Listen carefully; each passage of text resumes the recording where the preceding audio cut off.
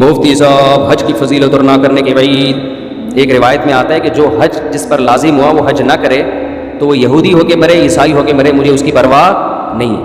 اور قرآن کے الفاظ دیکھو کہ وَلِلَّهِ عَلَى النَّاسِ حِجُّ الْبَيْتِ مَنِ اسْتَطَاعَ إِلَيْهِ سَبِيلًا، اللہ کے لیے لوگوں پر لازم ہے کہ جو بیت اللہ جانے کی استطاعت رکھتے ہیں وہ بیت اللہ کا حج کریں۔ آگے قرآن کے الفاظ دیکھو وَلِلَّهِ عَلَى النَّاسِ حِجُّ الْبَيْتِ مَنِ اسْتَطَاعَ إِلَيْهِ سَبِيلًا، آگے کیا الفاظ ہیں؟ وَمَنْ كَفَرَ فَإِنَّ اللَّهَ غَنِيٌّ عَنِ الْعَالَمِينَ، جو انکار کرے گا تو اللہ تمام جہان والوں سے غنی ہے۔ کیا مطلب؟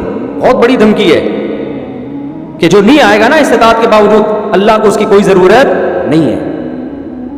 یہ جب دھمکی کے الفاظ واضح نہیں ہوتے نا، مبہم ہوتے ہیں، تو بلاغت کا قاعدہ ہے کہ یہ دھمکی چھوٹی نہیں ہوتی بلکہ بہت بڑی ہوتی ہے۔ تو اللہ کہہ رہے ہیں مجھے پھر تمہاری ضرورت، مجھے تمہاری کوئی ضرورت نہیں ہے۔ تو اسلام کا ایک رکن ہے۔ آج کیا ہوتا ہے، میں حج پہ جب گیا تھا، افسوس کے ساتھ کہنا پڑتا ہے کہ سارے بڈھیاں آ رہی ہوتی ہیں حج کے لیے۔ ٹھیک ہے، اللہ ان کو اس عمر میں توفیق دے رہا ہے، اچھی بات ہے، نہ آنے سے بہتر تھا کہ چلو اب آ گئے۔ میرے بھائی یہ جوانی کا کام ہے، سمجھتے ہو؟ جب جیسے ہی پیسہ آئے سب سے پہلا کام کیا کرو؟ حج کرو۔ اس کو ڈیلے کرتے ہیں، سارے کاموں سے فارغ ہو کر، بچیوں کی شادیاں، اپنی بھی 4 ٹوٹل مکمل، سوری غلطی سے نکل گیا، اپنی بھی شادی ہو گئی، کچھ چیزیں میرے منہ سے غلطی سے نکل جاتی ہیں، اپنی بھی ایک شادی ہو گئی، اور پھر کیا ہے کہ وہ سارے بزنس سے فارغ ہو ہلا کے جب اب کرنے دھرنے کا کچھ بھی نہیں ہے، بیٹھا ہوا ہے، کیا کریں یار، بوریت بہت ہو رہی ہے۔ اور دخل بھی ساری قسطیں ختم ہو گئیں، دیکھ لیا کوئی نئی سیریز بھی نہیں آ رہی، وہ ڈرامہ چل رہا تھا وہ بھی ختم، نئی فلم بھی دیکھ لی، ٹھیک ہے نا، سب کچھ ہوا کہ کیا کریں یار، بیگم کو مشورہ تو چلیں حج پہ نہ چلیں، چلو ٹھیک ہے، کہاں چلتے ہیں؟ حج پہ۔ ٹھیک ہے بھائی، ہم جو بڑھاپے میں بھی جا رہے ہیں، ہم خدا نخواستہ ان کو برا نہیں کہہ رہے، نیکی تو جس عمر میں کی جائے، جب اللہ قبول کر رہا ہے تو ہم کون ہوتے ہیں؟ لیکن یار تم باقی تو سارے کام تم نے جوانی کے لیے رکھے ہوئے ہیں، حج تم مؤخر کر رہے ہو جب ارطغرل ڈرامے کی ساری قسطیں ختم ہو جائیں گی۔ بری بات ہے نا یہ، جب آپ اللہ کے حکم کو ویلیو نہیں دو گے تو اللہ آپ کو ویلیو دے گا۔ دیکھو حج آپ کی زندگی پلٹ دیتا ہے، تو زندگی پلٹنے کی ضرورت جوانی میں ہے۔ جوانی میں چینج ہو گئے، آگے خیر کا بہت زیادہ موقع ملے گا، بہت موقع ملے گا۔ در جوانی توبہ کردن شیوائے پیغمبری، جوانی میں توبہ کرنا کس کا کام ہے؟ پیغمبروں کا کام ہے۔ تو حج میں انسان بعض دفعہ زندگی چینج ہو جاتی ہے اس کی، جب وہ اللہ کے شاعر دیکھتا ہے نا وہاں پہ کیسا لاکھوں کا مجمع منا سے عرفات سے نکل کے مزدلفہ، چیونٹیوں کی طرح لوگ ہوتے ہیں، کیسی ایک اللہ کی نشانیاں نظر آتی ہیں وہاں، کیسا دیوانوں کی طرح بیت اللہ کا طواف۔ بقرعید کے 3 دنوں میں جو طواف زیارت ہوتا ہے نا، اتنا رش پوری دنیا میں کہیں نہیں ہوتا، لاکھوں روپے لوگ خرچ کرنے کے گئے ہوئے اور اللہ کے گھر کے گرد گھوم رہے ہوتے ہیں۔ ذرا کبھی چھت سے کھڑے ہو کر حرم کی چھت سے دیکھا کریں، ایک انسانوں کا سمندر ہے اور وہ سارے بیت اللہ کے گرد دیوانہ وار گھوم رہے ہیں۔ یہ اسلام کی عظمت دیکھنے کا موقع ملتا ہے، اس سے انسان کے اندر دل تبدیل ہوتا ہے۔ حج میں بڑی قربانیاں دی جاتی ہیں، اور حج تو ہے ہی ساری دیوانگی۔ حج کے اکثر احکام ایسے جن کی بظاہر کوئی لاجک نہیں ہے، اللہ نے کہا میرے دیوانے بن کے آؤ، جیسے جیسے کہہ رہا ہوں کرتے چلے جاؤ۔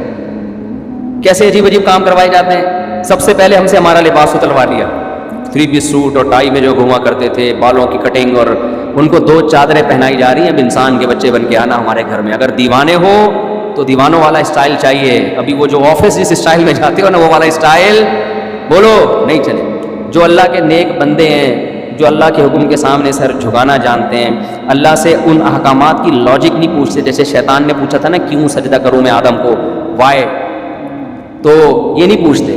ابراہیم علیہ السلام کو اللہ نے حکم دیا بیٹے کو ذبح کرو، یہ حکم بظاہر زیادہ ہی لاجیکل تھا کہ معصوم بیٹے کی گردن کاٹنے کا حکم دیا جا رہا ہے۔ شیطان کو جو حکم دیا سجدہ کرو، یہ اتنا لاجیکل نہیں تھا، لیکن شیطان نے کہا اس کی لاجک کیا ہے، میری سمجھ میں نہیں آ رہا، میں آگ سے بنا ہوں، یہ مٹی سے، میں کیوں سجدہ کروں۔ آدم علیہ السلام کو اس سے زیادہ عجیب حکم دیا کہ اپنے معصوم بیٹے کو اپنے ہاتھ سے کاٹ دیں، ذبح کر دیں، سوری ابراہیم علیہ السلام کو۔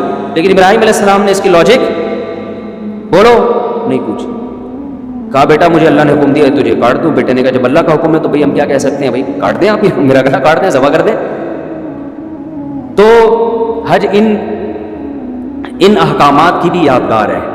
تو آپ جاتے ہیں حج پہ، وہاں آپ جانور ذبح کرتے ہو، آپ رمی کرتے ہو، وہاں شیطان نہیں ہے، وہ تو ایک نشانیاں ہیں 3، لیکن آپ پتھر مارتے ہو، رمی کرتے ہو. کیوں؟ ابراہیم علیہ السلام نے یہاں شیطان کو کنکریاں ماری تھی، جو آپ کو بہکا رہا تھا کہ اپنے بیٹے کو کیوں ذبح کر رہے ہو، کیا بگاڑا اس نے؟ ابراہیم علیہ السلام نے شیطان کو دلائل سے جواب نہیں دیا، پتھر اٹھا کے مارے. اللہ نے کہا تم جاؤ وہاں کنکریاں پھینکو. اب اے اللہ، وہ تو ابراہیم علیہ السلام تھے، وہاں تو سچی مچی کا شیطان تھا، میں کیوں کنکریاں پھینکوں؟ تو اس کا مطلب جب آپ نے کیوں کر لیا تو آپ کس کی لسٹ میں آ گئے؟ شیطان کی. کیسا عجیب حکم ہے، جا کے 7 کنکریاں مارنی بھی ایسے ہیں. یا تو ہوتا نا وہ اٹھا کے مارو تو سمجھ میں آتا ہے، ایسے ایسے پھینکنی ہے جا کے. حاجی 10-15 لاکھ روپے یہ کرنے کے لیے جا رہا ہو، خرچ کرتا ہے یہ کام کرنے، ایک طوفان لوگوں کا کنکریاں مارنے کے لیے. کیوں؟ کس کا حکم ہے بھائی؟ اللہ کا حکم ہے، اللہ کا آرڈر ہے. لباس اتار لیا اپنا، کتنا مشکل کام ہے انسلا لباس پہننا، 3-4 دنوں میں دماغ ٹھکانے آ جاتا ہے. پھر جب ہم پہنتے ہیں نا اپنی شلوار قمیض، ایسا سکون ملتا ہے یار.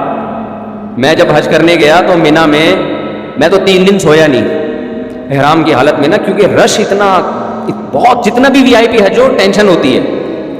پھر مینا میں میرا بستر لگ گیا ایک صاحب کے ساتھ، وہ بغل مجھے دکھا رہے ہیں اپنی کہ دیکھ لے بھائی، یوں کر کے سو رہے ہیں، ان کی بغلیں ماشاءاللہ. میں نے کہا یار اس کو اب کیا کرے آدمی، اس کو کیا کرے یار، یہ مجھے کیوں دکھا رہے ہو بھائی؟ نیند ہی نہیں آ رہی ہمیں اس ٹینشن سے کہ کسی کے پسینے کی اسمیل آ رہی ہے، کسی کی بغلیں کا مطالعہ کرنے کا موقع مل رہا ہے، اس کا کیا ہے؟ انسان کو گھن آتی ہے نا ان چیزوں سے. لیکن لا رفث ولا فسوق ولا جدال فی الحج، آپ کو چیخنے چلانے کی اجازت نہیں ہے کہ کیا کر رہا ہے، تجھے تمیز نہیں ہے حج کرنے کی.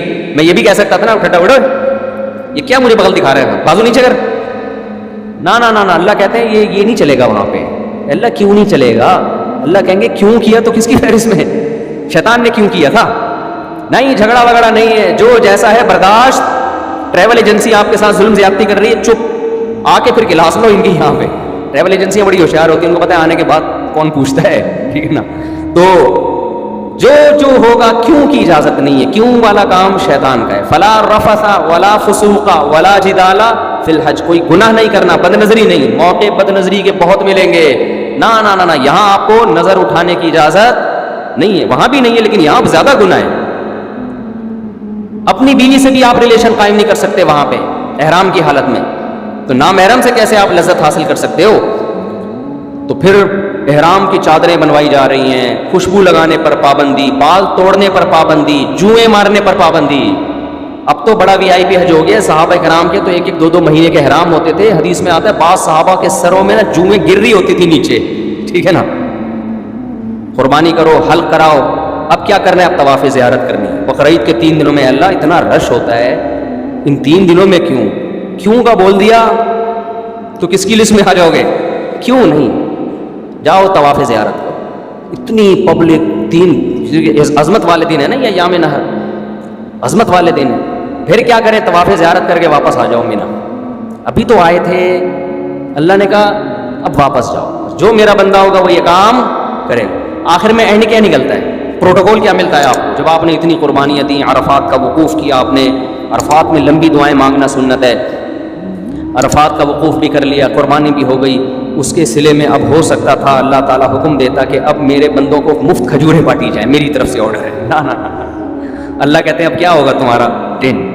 جو تھوڑی بہت پرسنالٹی تھی بالوں کی وجہ سے وہ بھی بولو. جب وہاں سے آؤ گے سر چمک رہا ہو، لوگ کہیں گے یہ کیا ہو گیا، آپ جاتے ہوئے تو آپ ایسے اتنے حسین نہیں تھے. کچھ لوگ یہ شعر ایسا ہی. لیکن یہ بات خوب سمجھ لیں، حج یا عمرے میں حلق کرانا، ٹین کرانا ضروری نہیں ہے، قصر بھی کرا سکتے ہیں. ثواب 3 گنا زیادہ ہے حلق کرانے میں، سمجھتے ہو. لیکن قصر کرانا بھی کیا ہے، بال ایک پورے کے برابر چھوٹے کرنا بھی کیا ہے، جائز ہے. تو جو کام جائز ہوتا ہے اس پہ کسی کو ملامت نہیں کی جاتی. میں نے جب پہلی بار حج کیا، میرے اتنے بڑے بڑے بال تھے، میں نے ان بالوں کی قربانی دے کے ٹینڈ کرا لی. آپ کو پتہ ہے اتنے بڑے بال ہونے میں بڑا ٹائم لگتا ہے. ہم نے ٹینڈ کرائی، ہم نے کہا یار یہ سنت ایک دفعہ ہم زندہ کریں گے، حلق کی سنت. ٹینڈ کرا لی ہم نے، عمرے میں بھی ٹینڈ کرائی، حج میں بھی ٹینڈ کرائی. دوبارہ میں عمرے پر گیا، میں نے ٹینڈ نہیں کرائی، میں نے قصر کرا لیا. میں نے کہا چلو حلق کی سنت زندہ کر دی ایک دفعہ، اب ہم قصر کرا لیتے ہیں تاکہ گھر میں تھوڑی سی عزت ہو ہماری. اسی کی وجہ سے تھوڑی سی عزت گھر میں شادی شدہ آدمی کی کیا عزت ہوتی ہے آپ کو پتہ. تھوڑی سی بالوں کی وجہ سے عزت رہ گئی ہے، وہ بھی ٹینڈ کرا لی تو ختم ہو جائے گی. دہشت گردی کا جڑ سے خاتمہ ہو جائے گا. تو تھوڑی سی تو دہشت رہے نا, جڑ سے تھوڑی خاتمہ کرنا ہے دہشت گردی. خیر بہرحال ثواب حلق میں ہی زیادہ ہے, ٹنڈ کرانے میں ہی زیادہ ہے. لیکن میں نے کہا میں عمرہ کرتا ہوں تو حلق کراؤں گا, تو حلق قصر کراؤں گا. قصر کرا لیا. جہاز میں لوگ تانے دے رہے تھے مجھے, یار آپ مولانا ہو, آپ نے عمرہ کیا ٹنڈی, یہ کیسا عمرہ ہے, یہ کیسا عمرہ ہے. تو یہ پھر شرعی حدود سے کیا ہے, زیادتی ہے. جب اللہ نے اجازت دی ہے تو آپ کو ملامت کرنے کا حق. میں نے کہا اب تو میں قصر ہی کراؤں گا, کیونکہ آپ کو اعتراض کیوں ہے اس پہ, میری مرضی. تو اللہ سے آگے نکلنے کی کوشش نہ کریں. بعض دفعہ بعض لوگ, میں جب جدہ میں تھا تو وہاں میں نے دیکھا بہت سے لوگ یہاں 5-5-6 سال سے جاب کر رہے ہیں, عمرہ نہیں کر رہے. وہ میں نے کہا کیوں نہیں کرتے عمرہ یار, تمہارے تو حرم اتنا قریب ہے. کہہ رہے ہیں یار ٹینٹ کرانی پڑے گی, ہم نہیں کرا سکتے. میں نے کہا قصر کرا لو یار. بعض لوگ ٹینٹ نہیں کرا سکتے, ان کو وہ کہہ رہے ہیں یار نہیں ہم نہیں, وہ کہہ رہے ہیں ہم ٹینٹ میں بہت عجیب سے لگ رہے ہوتے. تو جب اللہ نے آپشن دیا ہے تو چلو, میں نے کہا یار بالوں کی قربانی نہ دو, یہ تو اللہ نے اجازت دی ہے نا, تو قصر کرا لو. تو ان کو پتہ ہی نہیں تھا کہ قصر بھی ہو سکتا ہے. تو اس لیے آپ حج عمرے سے اس وجہ سے رک جائیں کہ ٹینٹ کرانی پڑے گی, یہ غلط ہے. عمرہ کریں ٹینٹ سے. اگر آپ کو بہت زیادہ نفرت ہے تو بہتر تو یہی ہے کہ کرا لیں, قربانی دے دیں اللہ کی خاطر. لیکن اللہ نے آپشن دیا ہے کس کا, قصر کا بھی آپشن. ایک پورے کے برابر بال چاروں طرف سے کاٹ لیں تو بھی ٹھیک. سمجھتے ہو تو آئندہ اگر میں گیا تو میرا ارادہ ہے قصر کرانے کا, یہ قصر کرا لوں گا. تو ایسا نہ ہو میں عمرے سے یا حج سے آؤں, آپ بولیں یار یہ تو ویسے جیسے گئے تھے ویسے. تو آپ کو اعتراض کا حق نہیں ہے. میرے بال, میری ٹینٹ, میری مرضی, میری جیب کے ریال پیسے, میں ٹینٹ کراؤں یا میں قصر کراؤں. ہو سکتا ہے ٹینٹ کرا لوں میں کہ یار قربانی دے دوں, دہشت گردی کا جڑ سے خاتمہ, ایسی کی تیسی, بعد میں دیکھیں گے ہوتا کیا ہے. ہو سکتا ہے یہ بھی ہو جائے, ہو سکتا ہے قصر کر لیں.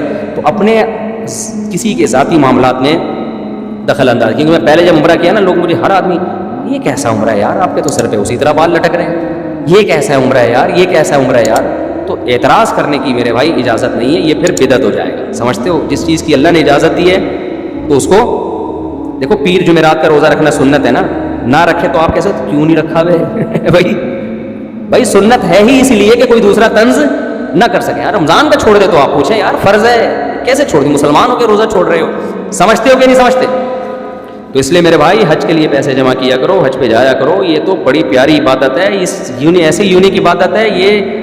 یہ دیوانوں کے لیے, اللہ سے محبت کرنے والوں کے لیے اس سے زیادہ